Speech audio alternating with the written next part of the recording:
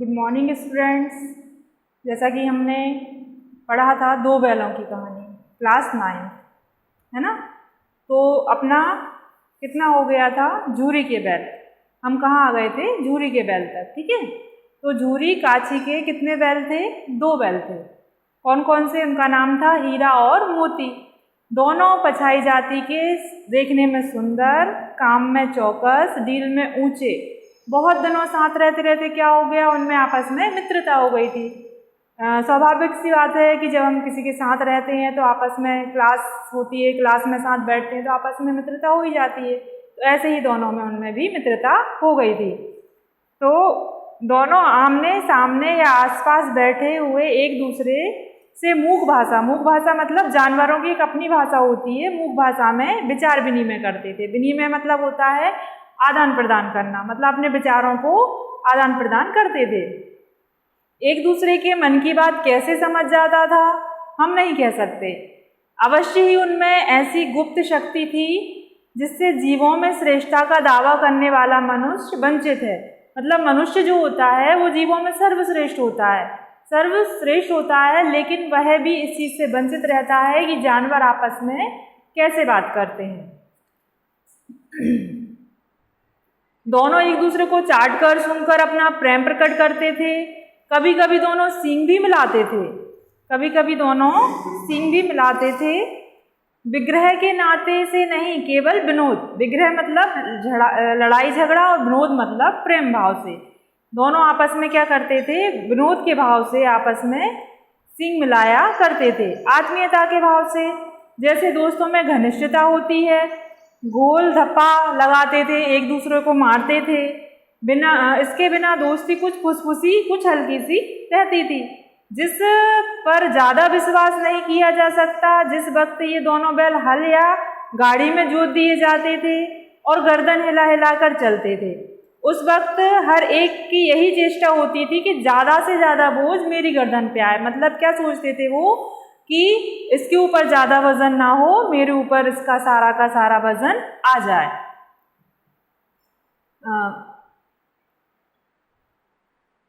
दिन भर के बाद दोपहर या संध्या को दोनों खुलते तो एक दूसरे को चाट कर अपना थकान मिटा लिया करते थे। नान में खली भूसा पड़ जाने, खली भूसा जानवरों के खाने का, भूसा में खली मिलाई जाती है। जाने के बाद दोनों साथ उठते, साथ नाद में मुंह डालते। नाद मतलब होता है एक जानवरों के लिए एक नाद बनाई जाती है जिसमें उनका भूसा रखा जाता है। दोनों साथ मुंह डालते और साथ ही हटाते थे। एक मुंह हटा लेता तो दूसरा भी हटा लेता था। संयोग की बात, झूरी ने एक बार गोई को ससुराल भेज दिया। अब झूरी जो था उसने क्या किया, अपने दोनों बैलों को, गोई मतलब दोनों बैलों को ससुराल भेज दिया। बैलों को क्या मालूम वे क्यों भेजे जा रहे हैं। अब उन्हें तो पता नहीं था कि उनको क्यों भेजा जा रहा है। उन्होंने क्या समझ लिया कि मालिक ने हमें बेच दिया। अपना यूं बेचा जाना अच्छा लगा या बुरा कौन जाने, पर झूरी के साले गया को घर तक ले जाने में, गोई को घर ले जाने में पसीना आ गया, दांतों तले पसीना आ गया। पीछे से हाँकता तो दोनों दाएं बाएं भागते, पगहिया पकड़कर आगे से खींचता तो दोनों पीछे की ओर लगाते, मारता तो दोनों सींग नीचे करके हुकारते। अगर ईश्वर ने बाणी दी होती तो झूरी से पूछते कि तुम हम गरीबों को क्यों निकाल रहे हो। मतलब उनके मालिक से वो पूछते, अगर वो बोलना जानते, कि हम दोनों ने ऐसा क्या कसूर किया है कि तुम हमको यहाँ से निकाल रहे हो। हमने तो तुम्हारी सेवा करने में कोई कसर नहीं की। मतलब तुमने हमसे जैसा काम कराया हमने वैसा ही काम किया।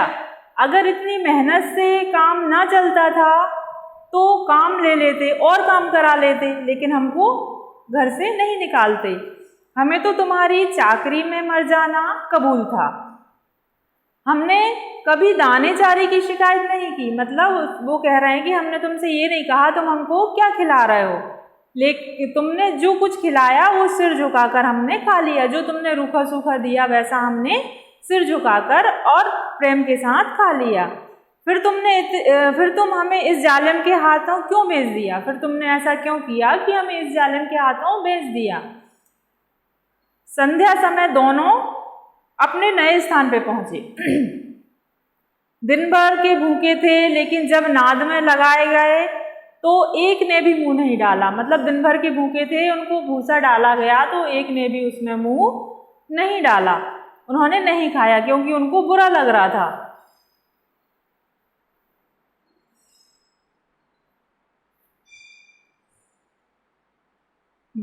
दिल भारी हो रहा था, जिससे उन्हें अपना घर समझ रखा था वह आज उनसे छूट गया था। मतलब जो जिससे वो अपना घर समझते थे वह आज उनसे छूट गया था। यह नया घर, नया गांव, नए आदमी उन्हें बेगाने से लगते थे। सब जब हम कहीं नए जगह जाते हैं तो कोई अपना नहीं लगता, ऐसे ही उनको लग रहा था कि हम कहाँ आ गए। दोनों ने अपनी मूक भाषा में सलाह की, एक दूसरे को कनसखियों से देखा, लेट गए। जब गांव में सोता पड़ गया तो दोनों ने जोर मार के पगहिया तुड़ा ली। मतलब उन्होंने जोर लगाया और वो रस्सी को तुड़ा ली और घर की तरफ चले। पगे बहुत मजबूत थे, अनुमान ना हो सकता था कि कोई बैल उन्हें तोड़ा सकता था। पर इन दोनों में इस समय दुगनी शक्ति आ गई थी। एक एक झटके में रस्सियां टूट गईं। झूरी प्रातः सोकर उठा तो देखा कि दोनों बैल चरनी पर खड़े हैं। दोनों की गर्दनों में आधा आधा गराव लटक रहा है, घुटने तक पांव कीचड़ में भरे हैं। दोनों की आंखों में विद्रोह में स्नेह झलक रहा है। झूरी बैलों को देख के स्नेह से गदगद हो गए। अब वो क्या किया, वो अपने घर पहुंच गए तो झूरी उनको देख के खुश हुए, दौड़कर उन्हें गले लगा लिया। प्रेमालिंगन और चुम्बन का वह दृश्य बड़ा ही मनोहर था। घर और गांव के लड़के जमा हो गए, तालियां बजा बजा कर उनका स्वागत करने लगे। गांव के इतिहास में यह पहले अभूतपूर्व न होने पर भी महत्वपूर्ण थी। बाल सभा ने निश्चय किया, दोनों पशु वीरों का अभिनंदन पत्र देना चाहिए। कोई अपने घर से रोटियां लाया तो कोई गुड़, कोई चाकर, कोई भूसा। एक बालक ने कहा, ऐसे बैल किसी के पास ना होंगे। मतलब सबने, पूरे गांव ने उनका इतना बढ़िया तरीके से स्वागत किया कि वह अपने घर वापस लौट कर आ गए। दूसरे ने समर्थन किया, इतने दूर से दोनों अकेले चले आए। तीसरा बोला, बैल नहीं, वे उस जन्म के आदमी हैं। इसका प्रतिवाद करने का किसी का साहस नहीं हुआ। झूरी की स्त्री ने बैलों को द्वार पर देखा तो जल उठी। मतलब उसको बुरा लगा, बोली, कैसे नमक हराम बैल हैं कि एक दिन वहां काम न किया गया, भाग खड़े हुए। मतलब मेरे भाई के यहाँ ये नहीं रुक पाए, वहां से भाग आए। झूरी अपने बैलों पर यह आक्षेप न सुन सका, नमक हराम क्यों है, चारा दाना न दिया होगा तो क्या करते। स्त्री ने रोग के साथ कहा, बस तुम ही तो बैलों को खिलाना जानते हो। भाई अपने मायके की बुराई तो कोई भी नहीं सुन सकता।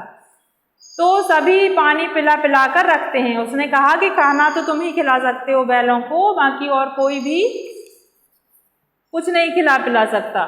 झूरी ने चिढ़ाया, सारा मिलता तो क्यों भागते। मतलब उनको अगर चारा मिलता तो वह क्यों भागते। स्त्री चिड़ी, भागे इसलिए कि वे लोग तुम जैसे बुद्धुओं की तरह बैलों को सहलाते नहीं है। मतलब वो लोग बैलों से काम कराते हैं लेकिन तुम्हारी तरह उनको सहलाते नहीं है। खिलाते हैं तो रगड़ रगड़ कर जोतते भी हैं। अगर वो उनको खाना खिलाते हैं तो उनसे काम भी लेते हैं। ये दोनों ठहरे कामचोर, भाग निकले। अब देखूं कहाँ से खली और चौकर मिलता है। सूखे भूसे के सिवा कुछ ना दूंगी, चाहे खाएं या मरें। उसने क्या कहा, अब देखती हूँ मैं अभी यहाँ भी कैसे खाते हैं, अब मैं इनको केवल सूखा भूसा ही दूंगी। और वही हुआ। मजदूर को कड़ी ताकदी कर दी गई कि बैलों को खाली भूसा दिया जाए। बैलों ने नाद में मुंह डाला तो फीका फीका, ना कोई चिकनाहट ना कोई रस। क्या खाएं, आशा भरी आंखों से द्वार की ओर ताकने लगे। झूरी ने मजदूर से कहा, थोड़ी सी खली क्यों नहीं डाल देता। झूरी को लगा कि ये लोग नहीं खा रहे हैं तो थोड़ी सी खली क्यों नहीं डाल देता, चुरा कर डाल दे। उन्होंने कहा, मालकिन मुझे मारेगी, तो उन्होंने कहा चुरा कर डाल दे। ना दादा, पीछे से तुम भी उन्हीं का पक्ष लोगे, मतलब पीछे से तुम भी उनके जैसी बात करोगे। दूसरे दिन झूरी का साला फिर आया और बैलों को ले चला। मतलब उसका साला दोबारा आ गया और बैलों को फिर से ले चला। अब की उसने दोनों को गाड़ी में जोत लिया। अब की क्या कहा उसने, उन दोनों को गाड़ी में जोत लिया। 2-4 बार मोती ने गाड़ी को सड़क की खाई से गिराना चाहा, पर हीरा ने संभाल लिया, वह ज़्यादा सहनशील था। हीरा जो था वह थोड़ा सा सहनशील था, लेकिन मोती जो था वो उसको गिराना चाह रहा था। संध्या समय पर घर पहुंचकर उसने दोनों को मोटी रस्सियों से बांधा और कल की शरारत का मजा चखाया। फिर भी सूखा भूसा डाल दिया, मतलब उसको क्या किया कि उसको उसमें खली नहीं डाली, उसको क्या किया, सूखा भूसा डाल दिया। अपने दोनों बैलों को खली चूनी, सब कुछ नहीं दी, मतलब उसने जो उसके यहाँ पहले से बैल थे उनको सब कुछ डाला, खली चूनी सब डाला, लेकिन इन दोनों को उसने खाली सूखा भूसा डाल दिया। दोनों बैलों का ऐसा अपमान कभी नहीं हुआ होगा। झूरी इन्हें फूल की छड़ी से भी ना छूता था। झूरी क्या करता था, इनको फूल की छड़ी से भी नहीं छूता था। उसकी टिटकार पर दोनों उड़ने लगते थे, मतलब जैसे ही वह बोलता था और वह उसको टिटकारता था काम करने के लिए, तो दोनों क्या करते थे, उड़ने लगते थे। यहाँ मार पड़ी, आहत सम्मान की व्यथा तो थी ही, पर उस पर भी मिला क्या, सूखा भूसा। नाद की तरफ आंखें ना उठाई गईं, उनको ये खाने की आदत नहीं थी, उनको सूखा भूसा खाने की आदत नहीं थी। दूसरे दिन गया ने बैलों को हल में जोता। इन पर दोनों ने जैसे पाँव ना उठाने की कसम खा ली थी, पर मारते मारते वह थक गया, मतलब उसने उनको इतना मारा लेकिन मारते मारते थक गया, लेकिन दोनों ने पैर नहीं उठाया। पर एक बार जब उस निर्दयी ने हीरा की नाक पर खूब डंडे जमाए तो मोती का गुस्सा काबू के बाहर हो गया। फिर क्या किया उसने, उसकी नाक में मार दिया, तो मोती का गुस्सा क्या था, काबू के बाहर हो गया। हीरा की नाक पर खूब डंडे जमाए तो मोती का गुस्सा काबू बाहर आ गया। हल लेकर भागा, हल, रस्सी, जुआ, जोत सब टूट टाट कर बराबर हो गया। गले में बड़ी बड़ी रस्सियां ना होती तो दोनों पकड़ाई में ना आते, मतलब उनके गले में इतनी मोटी मोटी रस्सियां थी कि वह भाग नहीं पा रहे थे। अगर ना होती तो वो दोनों पकड़ाई में नहीं आ पाते। हीरा ने मुख भाषा में कहा, भागना व्यर्थ है। उसने कहा कि भागना भाई व्यर्थ है, रहने दो, अब की बड़ी मार पड़ेगी, अगर अब भाग गए तो अब की बहुत मारेगा ये, पढ़ने दो, बैल का जन्म लिया है तो मार से कहाँ बचेंगे। दूसरे ने कहा, एक बैल ने कहा अगर हम भागेंगे तो हमें बहुत मार पड़ेगी, लेकिन दूसरे ने क्या कहा, पढ़ने दो, अगर बैल के उसमें जन्म लिया है तो कहाँ तक मार से बचेंगे। गया, दो आदमियों के साथ दौड़ आया, दोनों के हाथों में लाठियां हैं। मोती बोला, कहो तो दिखा दूं कुछ मजा इसको। मोती ने कहा कि इसको यहीं गिरा दूं, लाठी लेकर आ रहा है। हीरा ने समझाया, नहीं भाई खड़े हो जाओ, मुझे मारेगा तो मैं एक दो को गिरा ही दूंगा। नहीं, हमारी जाति का यह धर्म नहीं है। बैलों ने क्या कहा, ये हमारी जाति का धर्म नहीं है। मोती दिल में ऐंठ कर रह गया, पहुंचा और दोनों को पकड़कर ले चला। कुशल हुई कि उसने इस वक्त मारपीट ना की, मतलब अच्छा हुआ कि उसने इस वक्त उनको मारा नहीं। तो मोती को पलट पड़ता, उसके तेवर देखकर गया उसके सहायक समझ गए। इस वक्त टाल जाना ही मसलत है, मतलब इस वक्त तो इन दोनों को टाल देना ही मसलत है। आज दोनों के सामने फिर वही सूखा भूसा लाया गया, मतलब आज खाने में क्या आया, केवल सूखा भूसा। दोनों चुपचाप खड़े रहे, घर के लोग भोजन करने लगे। उस वक्त एक छोटी सी लड़की 2 रोटियां लेकर उनके लिए निकली और दोनों के मुंह में देकर चली गई, मतलब एक छोटी लड़की आई और दोनों के मुंह में एक एक रोटी देकर चली गई। उस एक रोटी से इनकी भूख तो क्या शांत होती, पर दोनों के हृदय को मानो भोजन मिल गया हो, मतलब एक रोटी से उनकी भूख तो नहीं मिट सकती थी, लेकिन दोनों को ऐसा लगा कि भोजन मिल गया हो।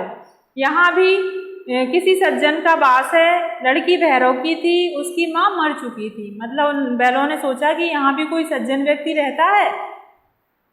लड़की किसकी थी, भैरव की थी, उसकी माँ क्या थी, मर चुकी थी, सौतेली माँ उसे मारती रहती थी, इसलिए इन बैलों से उसे एक प्रकार की आत्मीयता हो गई थी, मतलब उसे उसका भी कोई नहीं था, उसकी माँ हमेशा उसे मारती रहती थी। इनको मारते देख के उसको क्या हुआ, इन लोगों से आत्मीयता, इन बैलों से उसको आत्मीयता, मतलब एक जुड़ाव हो गया। दोनों दिन भर जोते जाते, डंडे खाते, अड़ते, शाम को थान पर बांध दिए जाते और रात को वही बालिका उन्हें 2 रोटियां खिला जाती। प्रेम के इस प्रसाद को यह बरकत थी कि 2-2 गाल सूखा भूसा खाकर भी दोनों दुर्बल ना होते थे। मतलब उस लड़की का जो प्रेम था उसकी वजह से वह वहाँ रह रहे थे और सूखा भूसा खाकर भी वह दुबले नहीं हो रहे थे। मगर दोनों की आंखों में रोम रोम में विद्रोह भरा हुआ था। दोनों की आंखों में विद्रोह मतलब लड़ाई झगड़े की स्थिति थी। एक दिन मोती ने मूक भाषा में कहा, अब तो नहीं सहा जाता। मोती ने क्या कहा? अब तो बहुत हो गया, अब तो नहीं सहा जाता। क्या करना चाहते हो? एक आध को सींगों पर उठाकर फेंक दूंगा। क्या कहा? मोती ने कहा एक आध को सींगों पर उठाकर फेंक दूंगा। लेकिन जानते हो वह प्यारी लड़की जो हमें रोटियां खिलाती है उसकी ही लड़की है। लेकिन उसने कहा कि तुम जानते हो जो हमें 2 रोटियां लेकर आती है वो उसी की लड़की है। वह प्यारी लड़की जो हमें रोटियां खिलाती है उसकी लड़की है जो इस घर का मालिक है। यह बेचारी अनाथ हो जाएगी, मगर अगर तुम उसको उठा के फेंक दोगे तो यह बेचारी क्या हो जाएगी? अनाथ हो जाएगी। तो मालकिन को ना फेंक दूं? उसने कहा तो मालकिन को ही फेंक दूं, वही तो उस लड़की को मारती है। लेकिन औरत जात पर सींग चलाना मना है। हमारे धर्म में औरत जात पर सींग चलाना मना है। यह भूले जाते हो क्या? तुम तो किसी तरह निकलने ही नहीं देते। उसने कहा तुम तो किसी तरह मानते ही नहीं हो, यहाँ से तुम्हें निकलना ही नहीं है, ना निकलने देते। बताओ तुड़ाकर भाग चलें? हाँ यह मैं स्वीकार करता हूँ। उसने कहा कि हाँ यह मैं मानता हूँ कि चलो यहाँ से भाग चलते हैं, लेकिन इतनी मोटी रस्सी टूटेगी कैसे? इसका एक उपाय है, पहले रस्सी को थोड़ा थोड़ा चबा लो। उसने कहा पहले रस्सी को थोड़ा थोड़ा अपने मुंह से चबा लो, फिर एक झटके में जाती है, मतलब ये टूट जाती है। रात को जब बालिका रोटी खिलाकर चली गई तो दोनों रस्सियां चबाने लगे, पर मोटी रस्सी मुंह में ना आती थी। बेचारे बार बार जोर लगाकर रह जाते। सहसा घर का द्वार खुला, वह लड़की निकली, दोनों सिर झुकाकर उसका हाथ चाटने लगी।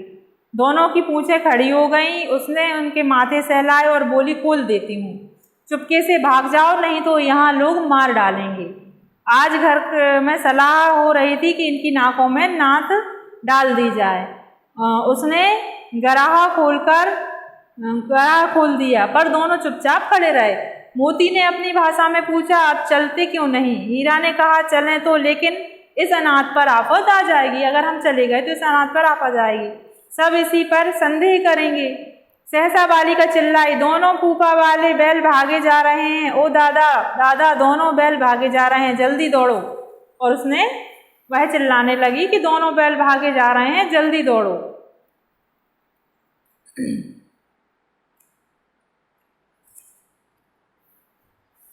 गया हड़बड़ाकर भीतर से निकला और बैलों को पकड़ने चला।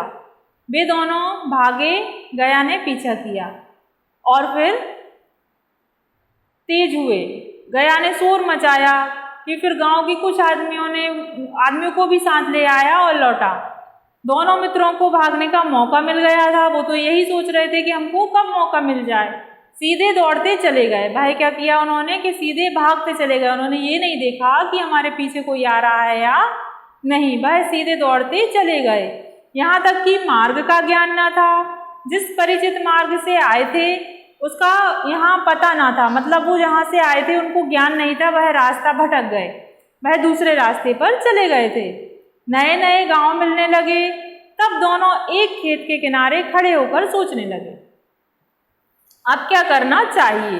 हीरा ने कहा, मालूम होता है राह भूल गए। उन्होंने कहा कि हमें मालूम पड़ता है कि हम राह भूल गए हैं। तुम भी बेतहाशा भागे, वहीं उसे मार गिराना था। उसने कहा कि तुम क्यों भाग रहे थे? जो हम राह भूल गए उसको वहीं मार गिराते, उसे मार गिराते तो दुनिया क्या कहती। भाई अपना धर्म छोड़ दे। लेकिन हम अपना धर्म कैसे छोड़ सकते हैं? वह तो अपना धर्म छोड़ सकता है, लेकिन हम अपना धर्म नहीं छोड़ सकते। दोनों भूख से व्याकुल हो रहे थे। खेत में मटर खड़ी थी तो चरने लगे। रह रहकर आहट ले रहे थे, कोई आता तो नहीं, मतलब वह सोच रहे थे हम खा तो रहे हैं लेकिन कोई आता तो नहीं। आवाज़ सुन रहे थे, कोई आता तो नहीं है। जब पेट भर गया तो दोनों ने आज़ादी का अनुभव किया तो मस्त होकर उछलने कूदने लगे। पेट भर गया तो आज़ादी का अनुभव करके खूब मस्त होकर उछलने कूदने लगे। पहले दोनों ने डकार ली, फिर सींग मिलाए और फिर एक दूसरे को ठेलने लगे।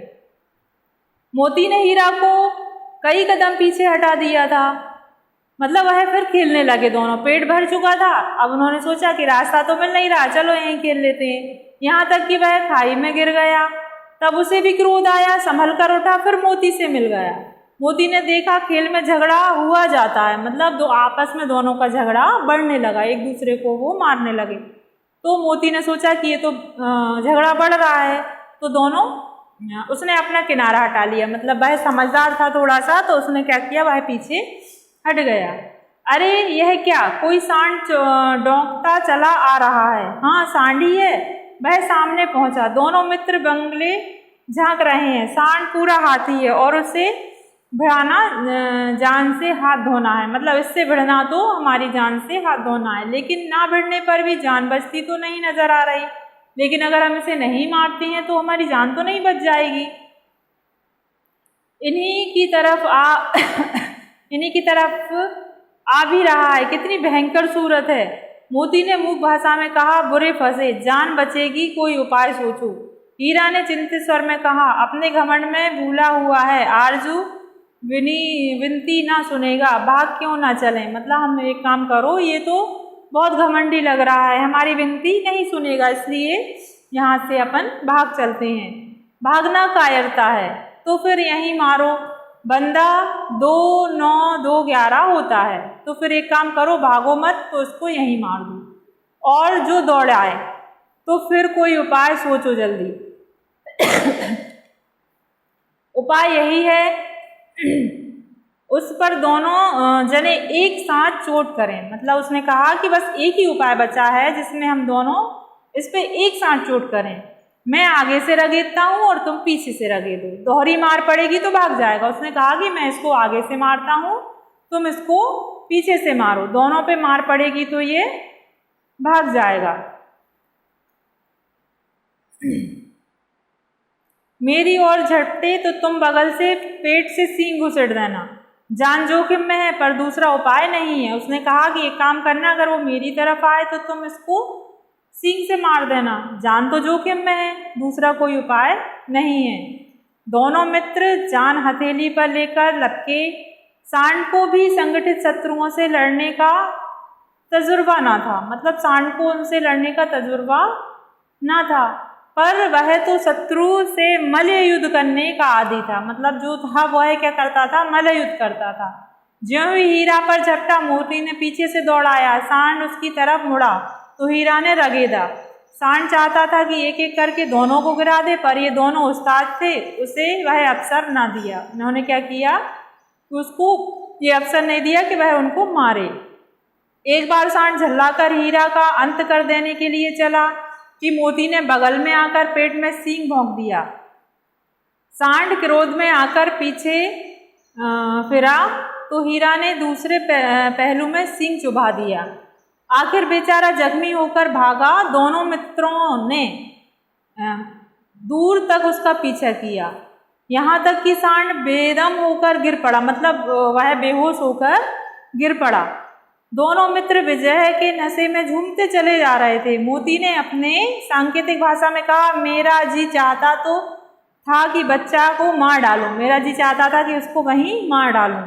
हीरा ने तिरस्कार किया, गिरे हुए बैरी पर सींग चलाना बेकार होता है, यह सब ढोंग है। बैरी को ऐसा मारना चाहिए कि फिर ना उठे। मतलब वो मोती जो था विद्रोही स्वभाव का था। अब घर कैसे पहुंचेंगे, तो वह सोचो पहले कुछ खा लें तो सोचो। सामने मटर का खेत था, मोती उसमें घुस गया। हीरा मना करता रहा पर उसने एक न सुनी।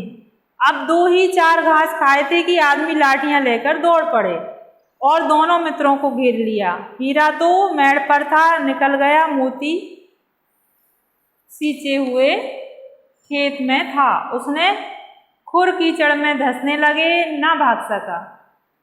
पकड़ लिया। हीरा ने देखा संगी संकट में है, उसने सोचा मेरा मित्र तो संकट में है, तो लौट पड़ा, फंसेंगे तो दोनों फंसेंगे, रखवाले ने उसे भी पकड़ लिया। प्रातःकाल दोनों मित्र कांजी हाउस में बंद कर दिए गए। ओके स्टूडेंट्स, अब इसके बाद हम कल पढ़ेंगे।